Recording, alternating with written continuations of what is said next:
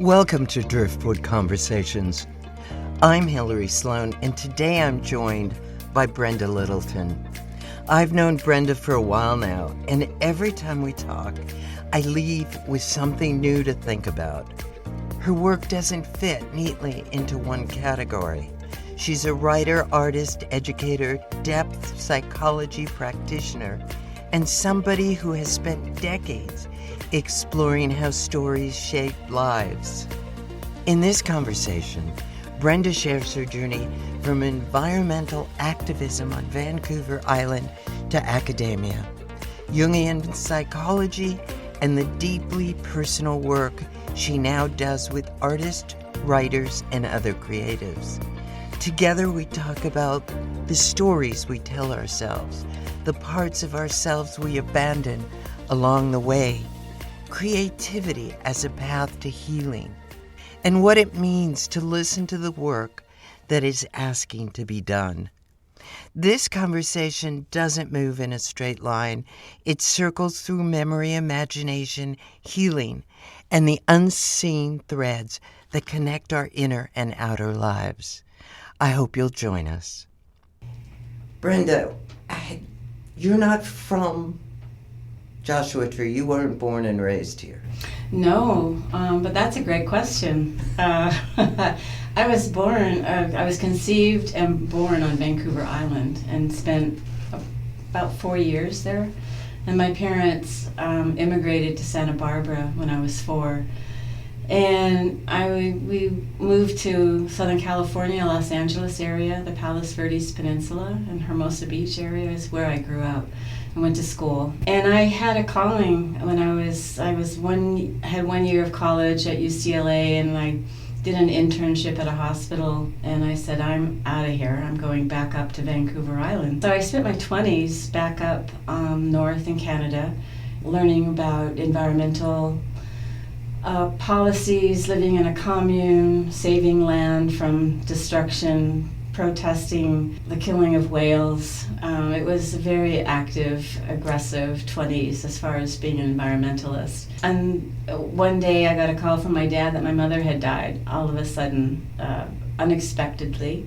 And that changed I pivoted, I changed my course. I came back down to Southern California to help my dad, and married an old boyfriend, and brought myself back into Southern California. And from there it was a rapid escalation of business and school. A couple of marriages, ended up in Idlewild for 14 years.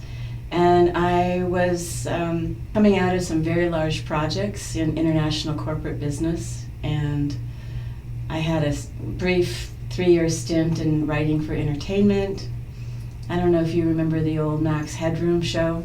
Mm-hmm. Yeah, it's a television show that was kind of a cult. Anyway, I was a late student. I had early training, before, right out of high school, but I never had any formal academic education or degrees until I was in my late 30s.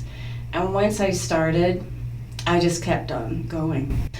I found myself on a 10-year rapid focus of outward goals, working in academics. I was a professor, and I was told at the university that if I wanted to stay, I needed a PhD.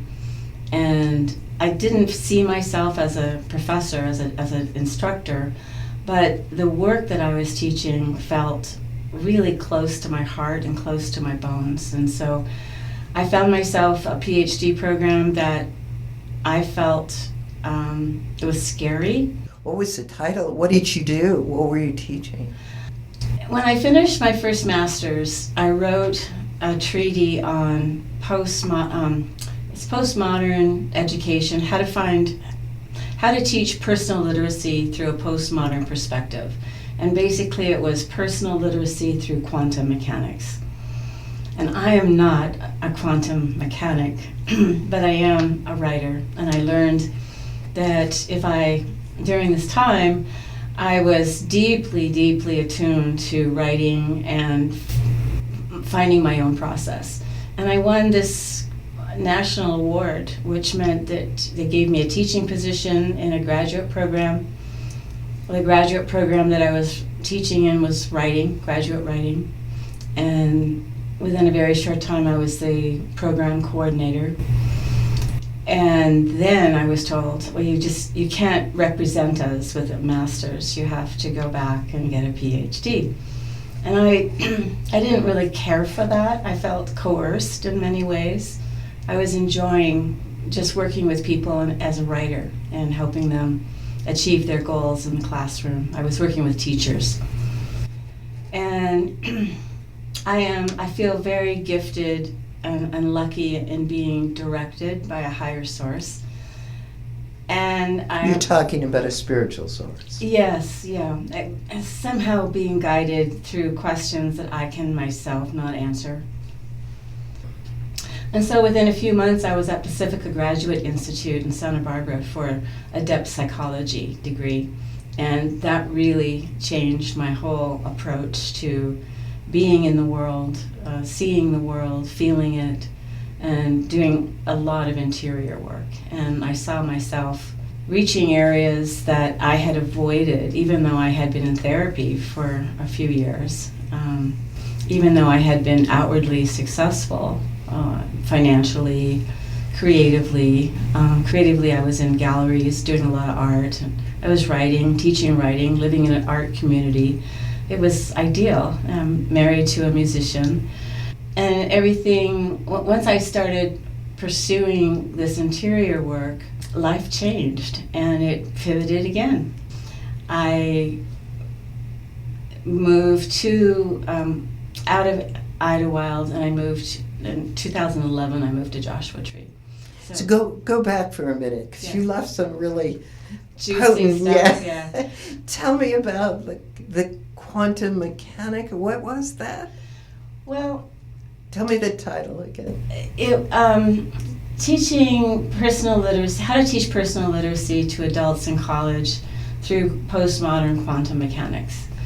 And what is that? It basically, I was at the right time at the right place, working in a setting where I had access to wonderful researchers, people at UCLA, Brian Greene, and doing the string theory.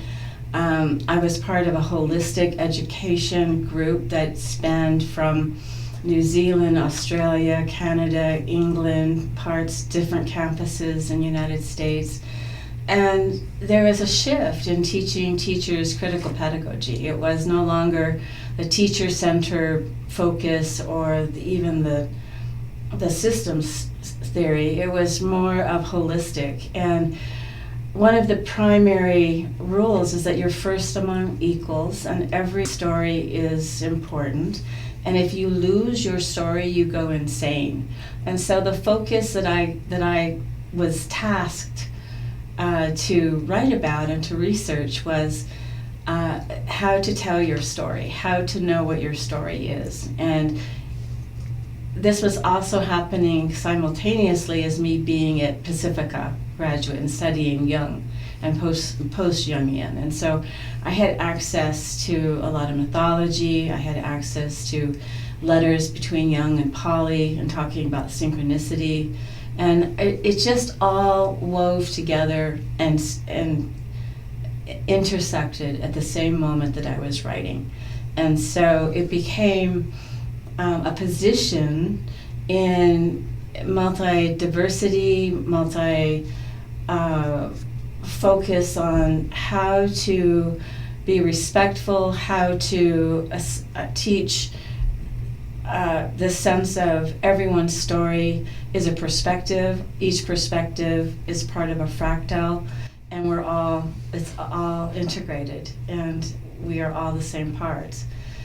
So it really informed how I moved through life. I was able to use that work to go into other research, primarily Jungian. And when I went back to become a Jungian therapist, and it informed how I worked with people and the people that I attracted who were creatives, who had an inner knowing that as they wanted to achieve outside goals, there was also something equally tethered to the outside exterior that warranted it, and it resided somewhere inside, whether it was a conscious pattern, a conscious belief, or it was orphaned and tucked into the unconscious. And they really were open to exploring and curious about how can they integrate, how can they find their story, how can they understand how they are limiting themselves. And so that's pretty much been my work for the last 30 years. I'm a little wordless. It's wonderful. It resonates deeply with me, and I'm curious, of course. I did have some psychology training early on before I decided to go into art. Well, I just listened. I'm aware that the way I've moved through life professionally has not been the same that most people would have done themselves, nor would they recommend. I've not had a trajectory and a linear source. It's been more of, if I'm invited. I don't know if you're familiar with human design, but slightly. I've recently found out that I am a projector, and I did a historic, like a forensic review of my timeline from everything that I felt that I was successful in, like really successful in, creatively, financially, satisfied, the work itself. And every time, every situation that I identified, it had been an invitation. I had been invited. It wasn't something that I had set my goals towards. In fact, every time I set a goal, it was more of the first step, what I call the first step syndrome. It's like I plan and plan and plan, I get the resources, and I get myself into a psychic area that, okay, I can do this. And then I do it, and then all of a sudden I'm on the other side of that threshold, and I realize, oh, there's just so much more available. There's so much more information that I had no idea was available had I stayed, before taking that first step. So my pathway has been much more intuitive and much more directed by the situation. When I was teaching, there was situations happening in the change of management, and I was able to take a whole year off being fully paid simply because of the amount of time I had banked up. And it was an opportunity for me and I went back to become a therapist, a Jungian therapist. So I used that year, and instead of going into more academics, I went away and I became more of an applied practitioner. And I went through the 2 years, and then I did an internship here in Joshua Tree at the domestic violence program, and it was not only the shelter, but I created a literacy program that I thought were going to be for the children of the women in our program, but it ended up being a literacy program for the women.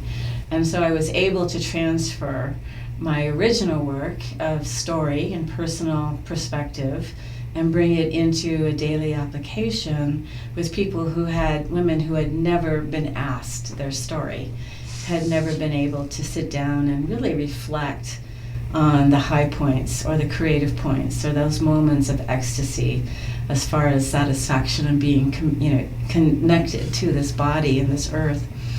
Most of their experience in telling their story was the abuse, the trauma.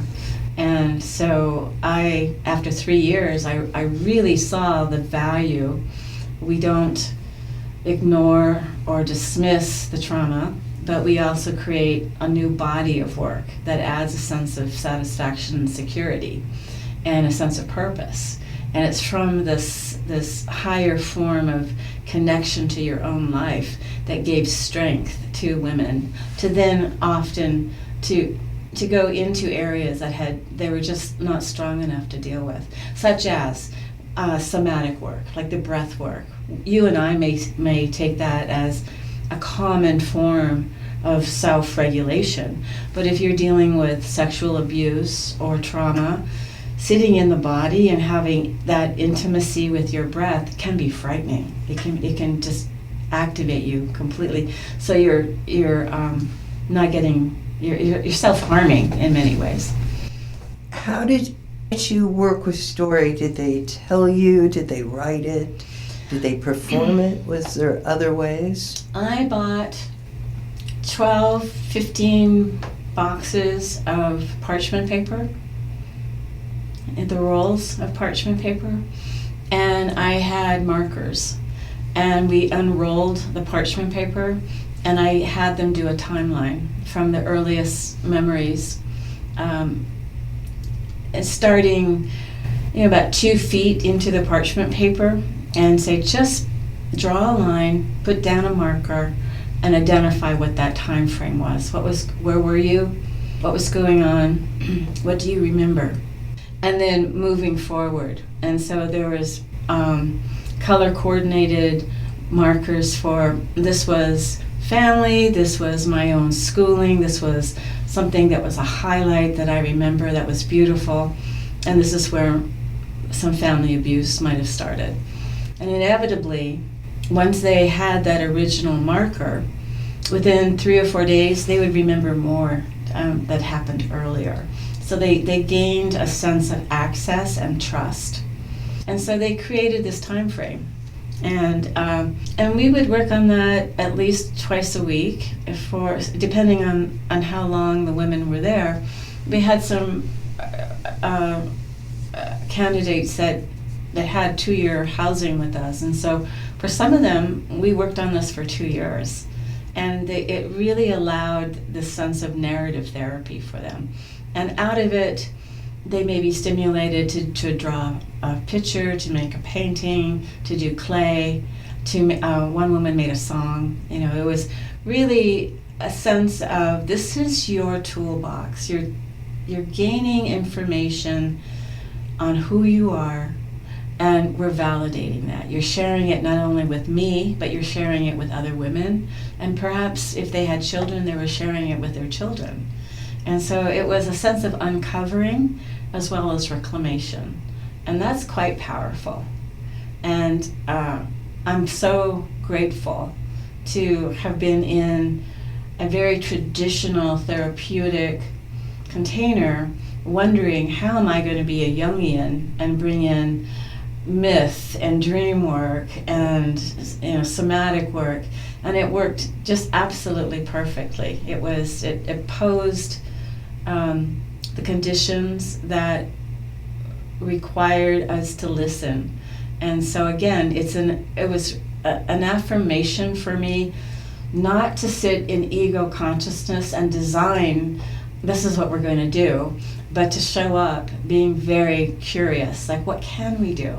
What is possible? What can we do today? And it ties into one experience I had in my own moment of complete freak out. I was a full-time student in a PhD program. I was also a full-time professor, and I had to drive from Santa Barbara to San Bernardino and teach an opening class for 300 graduate students as a sense of welcoming them into the program. They weren't all going to be my students for the whole quarter, but I had to welcome them in. And I was afraid of traffic, I was afraid of timing, I was afraid that I would be too out of sorts and tired. It was a real moment of catastrophe. I was having a meltdown in class, and this wonderful professor I had, Robert Ramanujan, and he wrote the book The Trauma of Soul. He pulled me aside and I shared with him what was going on with me, and he just looked at me in my eyes and said, "Bren, you do not choose the work chooses you." And Psyche doesn't make a mistake. It may choose other people to do the same work, and so if you don't pick up the work, if you don't rally and make it yours, someone else will do it. But by listening to Psyche, to your soul, to the unconscious, and being directed, can I do this? I don't know. Is it scary? You bet. can I try? Why not? And showing up 100% and knowing that if I stumble, fumble, fail, I've done my best. And it was absolutely perfect. So again, these little anchor points, from my own moments of hitting the wall, of feeling limited in the outward world, is directly related to my inner limitations as well. So much of what I do now is very similar to what I did in the domestic violence. We roll out some parchment paper and we draw, what do you hear, what do you see, what compels you, what are the fears. We do a lot of active imagination, which is a process that's working with the unconscious in the liminal space. And it's more of a curiosity, and it's such a honor for me, actually, to do the work. How did you get here? Because that's where we left off way back. What brought you to Joshua Tree? Was that you were training in San Bernardino, or? I was going through a divorce. I had 3 horses. I had been doing equine therapy for several years. Part of the divorce was the dissolution of our assets. So where I had a small ranch, and that was being sold. I had made the decision to not stay and try and continue that lifestyle. I really wanted something new. I had 3 friends here living in Joshua Tree, 2 from grad school and 1 from high school. And they were my anchors. The girlfriend from high school gave me a place to stay with my 2 dogs and a cat. The other 2 ladies, my friends from grad school, were my posse for the first 3 or 4 months that I was here, showing me around and allowing me to just taste the area to see if I wanted to stay here. I had come to Joshua Tree as a teenager. The high school girlfriend and I and another girlfriend, we used to come out to the river and stop in Joshua Tree and camp. River? Yeah. Where? The Colorado River. Okay. Is that by the Hanson Dam or different? Different one. Okay. Yeah, but we would come up here and head up and go to Parker. We would be on the road a lot. We would head over to Big Sur and then come down. So we would do this big wide circle. So, and I think that's why my girlfriend moved here, because it was something that was familiar for her as well. So when I moved here, I was still a full-time professor teaching and the Cook Street. I had an office on Cook Street in Palm Desert, and then I had my main office on the main campus over in San Bernardino. So it was a fair amount of triangulation of being on the freeway. I found a place. I'd been looking several different properties. I knew I wanted quiet. I knew I wanted acreage. I knew I didn't want to be in town. I wanted to be out on the edge, and that's what I found. It has subsequently filled in. It's not as quiet. It's not as low population. My horses have passed. They all lived to be late 20s. I had them since 2001. So they were with me for a very long time. And it was I had 3 and 1 left each year. So for 3 years I ended up losing a horse, and that was really hard. It was dealing with identity collapse, because as far as I was concerned, I was the one that had horses. So it was rough. I'm through that. I'm through the other side. And being here, I have a very humble cottage, but I have acreage that's fenced, and I've planted a tremendous amount of garden to keep me isolated and insular, like I'm living on Vancouver Island, as far as a small courtyard. But I have spent quite a bit of time traveling from here going back to areas of water and islands, like going back to Vancouver Island. And I had a client for 5 years on the Big Island in Hawaii. Go to the Big Island at least 5 or 6 times a year. I have not been to Vancouver Island, but I can imagine. Well, it's different. I mean, when I say it's different, when I go back, I see the difference from when I was a child. My parents would take us back every year. So it wasn't as if we immigrated and then we didn't have any contact. I mean, all the family was up there. But when I moved myself there when I was 19, I lived in places that nobody wanted to live. It was not a popular place. Now, the places, I mean, I sold a little cottage when I moved back to Southern California, and I sold it for $47,000. I saw it 3 years ago on the market for $2.7 million. Did they do much improvements? Yeah, they did. They built a little more and modernized it, yeah.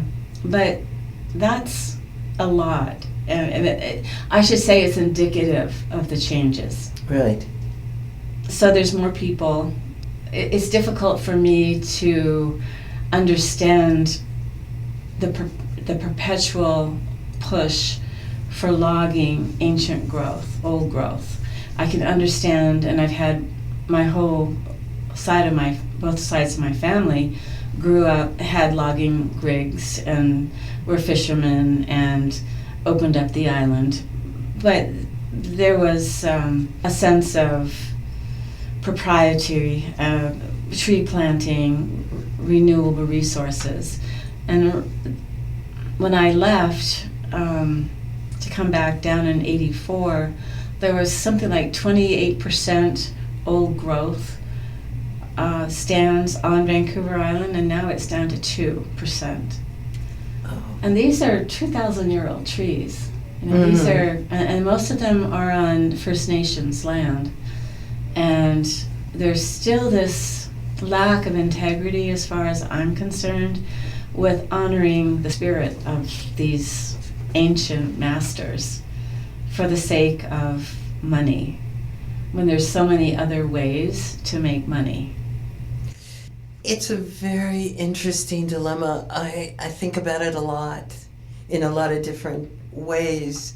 The changes we're all going through. You know, just here, when you're dealing with the environment and water, I know somebody who planted so many trees, but his water bill, you and I couldn't come close to his water bill. He keeps saying, well, it's for the environment, it's good, and I know he believes it, and the beauty he creates is it's extraordinary, but then there are people that don't want you to plant anything. And I keep thinking, how do we bridge that? What can happen with our consciousness? Because that's, you know, if you draw it out, you write it out, you tell the story, you can also go a step further to what hasn't happened yet. How do we begin to tell a story that's different? Well, I think many voices are important. And I think our First Nations, Indigenous voices are an important foundation. I do support natural plants, you know, as trying to, wherever I am or I'm in a community, in looking at invasive plants, being conscious of the water, and I'm going to come at this from, even though I've been a very strong, active, liberal, aggressive guerrilla environmentalist for most of my life. I'm like throwing bombs at Japanese whalers. My position now is more about the plants, about the soul and the success of the plants. And when I can feel my heart reach out to, say, a deciduous plant in a nursery, and because of its beauty and its vibrancy, and then I'll say, if I buy you, I'm just going to set you up to die. I'm basically using you for my pleasure, as opposed to creating a life form where you will excel, because you won't excel out here in the desert, like a snapdragon. Even though, we can put them under a patio, but in reality, it needs some moisture in the air. So my position is, what plants do thrive here, and do they want to be here? And so that sense of communication to the plant, the non-human communication, is very much a part of my psyche, very much part of my platform. Yeah. So to answer your question, like how do we create a plan? What hasn't happened? I would suggest, like, I know that in certain corporations in Canada, there are people on, a position in the corporation that represents the land. That is wonderful. And so that voice is never absent. That's so important. That is so important. And I think what you're saying, the way I'm feeling about that, is get a lot of voices in. You said that. And yes, get a lot of voices in, and don't make anybody wrong. Yeah, and I go back to the fractals. We're all part, if you're just looking through a kaleidoscope and all those little fractals, and it's all one tunnel. And I know I'm not a kumbaya person, like we're all just going to get along and hug each other and it'll all work out. I mean, there are strategies that are difficult to achieve. If we listen to the work, we work hard at identifying how much of this is our ego and how much of this are we the stewards of the land. When you say we listen to the work, that word work has been used in so many different ways. How describe it? Well, the work of looking at creating a manifesto, the plan that you were talking about, the plan that has not existed. And so that's dream tending. That's listening to what wants to be heard. What is it that we have ostracized? What is it that we say is not possible? What is it that we've banished? In that, I've even looked at my ego lately and kind of patted it on the head and said, "You're not bad. I like you." Yeah, we want a good ego. We want a good ego. We want a healthy ego. We do. Not one that takes over, but one that doesn't cower in the face of new adventures. Yeah. How do we do that? Is that in our storytelling? Is that in the stories we tell ourselves about ourselves? I think the more we can sit with our own story, all of it, this is from a depth psychological perspective, or post-Jungian, I should say, or mythic in some ways, because it's not a new strategy, it's an ancient way. I don't want to go into a lecture of self-help or spiritual bypassing or the whole industry of self-care. The short version is, when I write about accepting ourselves, is the shortcut compared to all of the self-help. What I mean is, and this is in response to your question about how do we listen to the ego and how do we understand ourselves in this process of our story. Jung calls this the shadow in the unconscious, but Matt Licata is another wonderful teacher that makes it really close to home, is that anything that we've experienced that is just out of our comprehension, out of our sense of agency, we do not understand it, we orphan it. And it happens when we're 9 months, 2 years, 9 years old, 14. It happens, it's a defense mechanism that keeps us safe. But there's these moments that we say, I can't deal with this, and so we cut it off and we orphan it, and we say, I banish you. And we sometimes say, I'll get back to you, but that may take 40 years. So when we're in a process of looking at our story, finding our story, like unfolding that parchment paper and putting denotations on that line, it's allowing ourselves to not only deal with what we're conscious about in our lives, like I'm a neat freak, or I need to do this, or I need to do that, or I like to read. Identifying all of our behaviors and our patterns when we are conscious of that, we also have a lot of our unconscious self that all it wants, it doesn't want to be fixed, it doesn't want to be transformed, it doesn't want to be annihilated, it doesn't want to be ignored. It wants to be brought back home into ourselves by us seeing it, feeling it, hearing it, accepting it, not judging it. Not if it gets a whiff that we want to change it in some way, like we're bartering with it, it leaves us again. It goes back into the unconscious. I call it going down that dark hallway. And the more we have stored in that dark hallway, the more limitations we are and the more challenged we are in our ego world of coming into our story. I think so, yeah. It is for me, but do we need to break it down a little more somewhere? You're talking about, I believe you're talking about people that already have a sense that there's more to them than their persona. Yes. Than their personality. And they start to look at habits and ideas, even the things we resist, the things we go toward, and ask questions of themselves. Mm-hmm. And once you have that, then you go deeper and deeper and deeper. That's just the beginning, right? Yes, and it doesn't have to go deeper all the time. It can actually just be inviting that part of ourselves that we've ostracized or cut off to a table, an imaginary table, and host them and ask questions.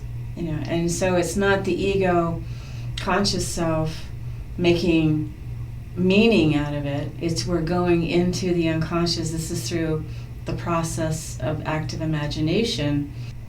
Anything, a feeling or a sense of shame, or a moment where we had to protect ourselves emotionally, psychologically, physically, that conversation with the first boyfriend, dealing with the mother, anything that we did not resolve in our conscious ego in the moment, we reserved and cut it off. There's such a backlog of ourselves, parts of ourselves. I'm not an IFS therapist, although I have many internal family systems. Okay. I find that many people like internal family systems that is more attracted to them than working with a Jungian, for various reasons. But the same idea that there's parts of ourselves that we've banished. In internal family systems, there's been a sense of organization around those parts of ourselves that we've banished. In Jungian language, it is all of those compensations and constellations and conditions that we did not have the power or the grace or the love to deal with it in life, so we banished it. So I was speaking to your comment about going deeper. It is, in a sense, going deeper in our understanding. There's a word I use, altus, A-L-T-U-S, and it means going wider, higher, and deeper all at once. And so for me, it's the stillness, that still pond, and the question, the curiosity is putting the pebble in the pond, and you have this concentric circle emanating outward. That's expansion. But going higher at the same time, that's perspective and getting a wider view, a greater view, and yet going deeper is a sense of understanding. And if you can go expansive understanding and deeper all at once, there's a sense of comprehension, and for me it's a sense of satisfaction. Seeing, hearing, and accepting something. Does that also include frequency?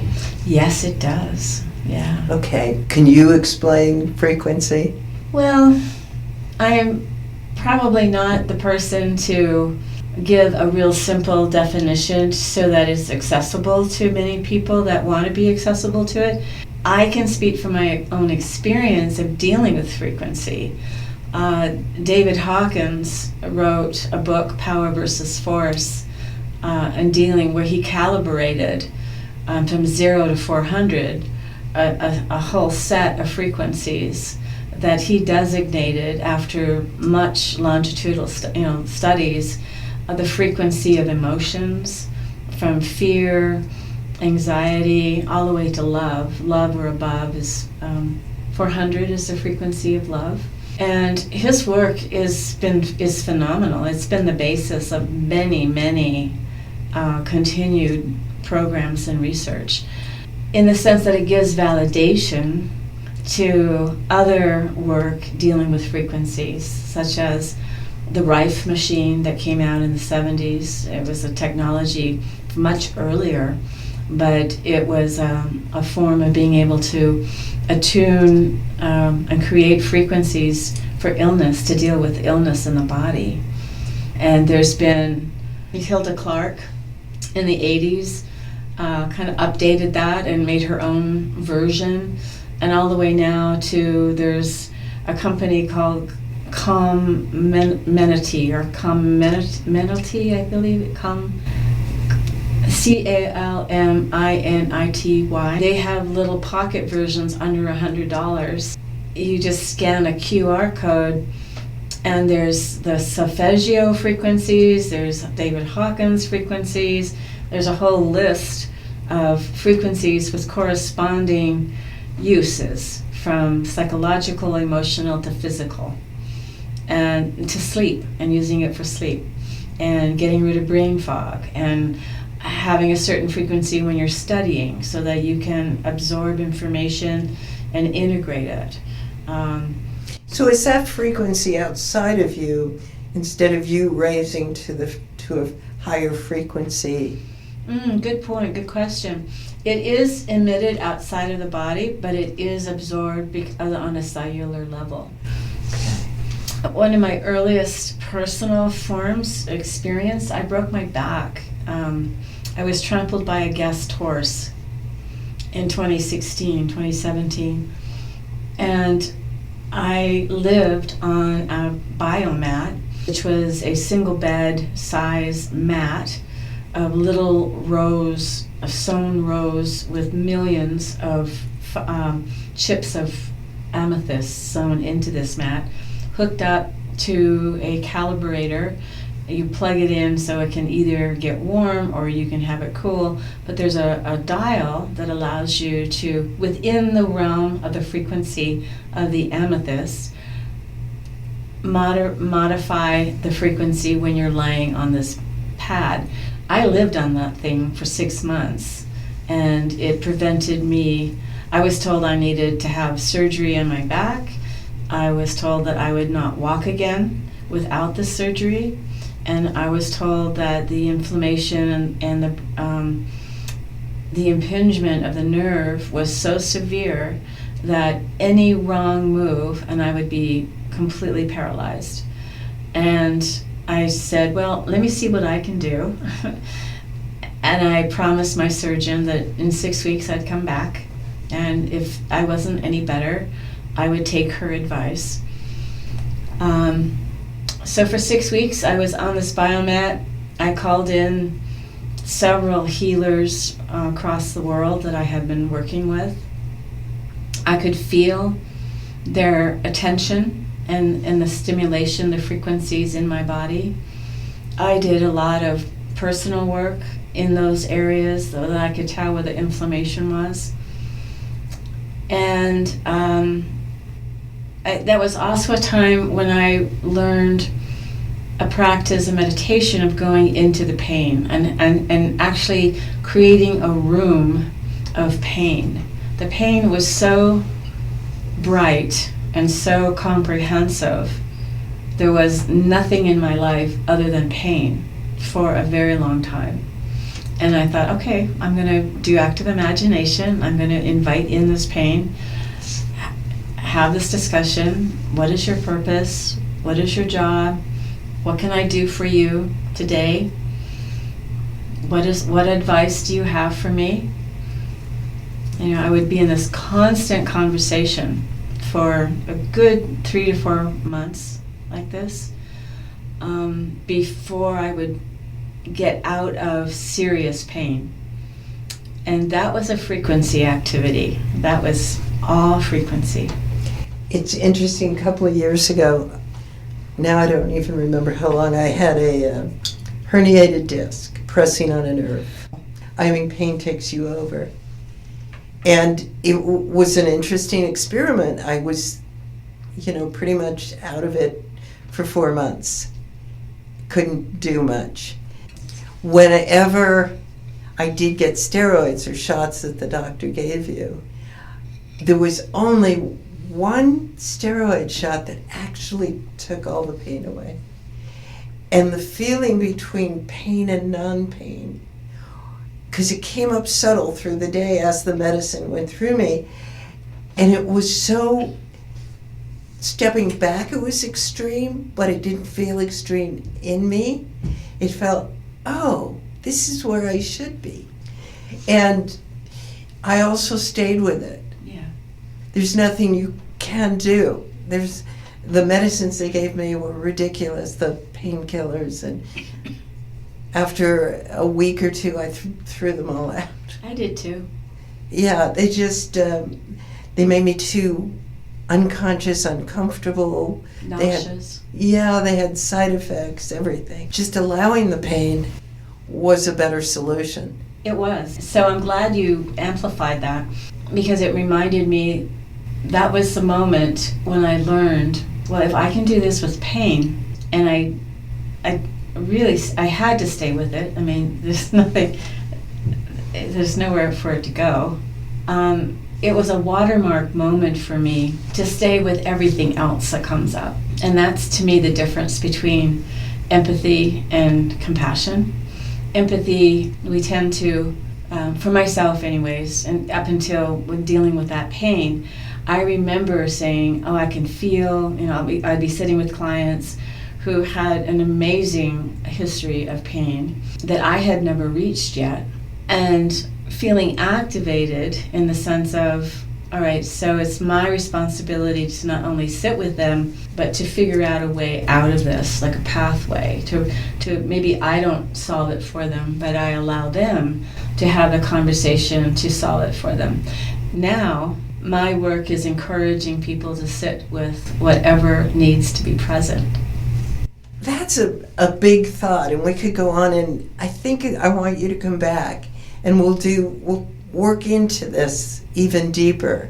But maybe we'll have to think about it beforehand to know which section of it to really break down, because it's fascinating, and I think it's very important in this time we're in, because we seem to be so fragmented. And if we can unify ourselves, then I notice what happens the more I do that, the more people feel welcome around me. And there's an actual, cause and effect. Yeah, there is. It's a frequency of support.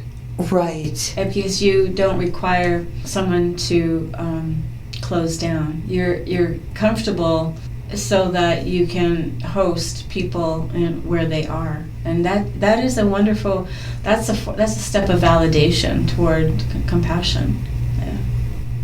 Yeah, I really want to get into all of that too, but we are closed. So the work you're doing right now, how do people reach you? Are you taking new clients? And before we close, I want to talk about your art, what your art looks like. Thank you. Yes, I work with clients. I tend to work with creatives who have already done a fair amount of work. They've done their own therapy, or they've done therapy a long time ago, and they want to do something different, but they know that they're ready. They've been called themselves into the next phase, and they need something more. And so it's usually a fair amount of time. I have clients that bring me their projects, writers, screenwriters, painters, filmmakers, as I said earlier, therapists that are transitioning into different forms of service, coaching, creating content, teaching. So I don't usually work with people on like a 1 or 2 or 3 sessions. Usually it's a commitment on a project, and it's anywhere from 4 to 12 months.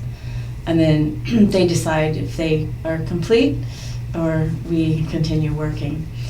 I'm teaching a lot more. I'm doing a lot more seminar work.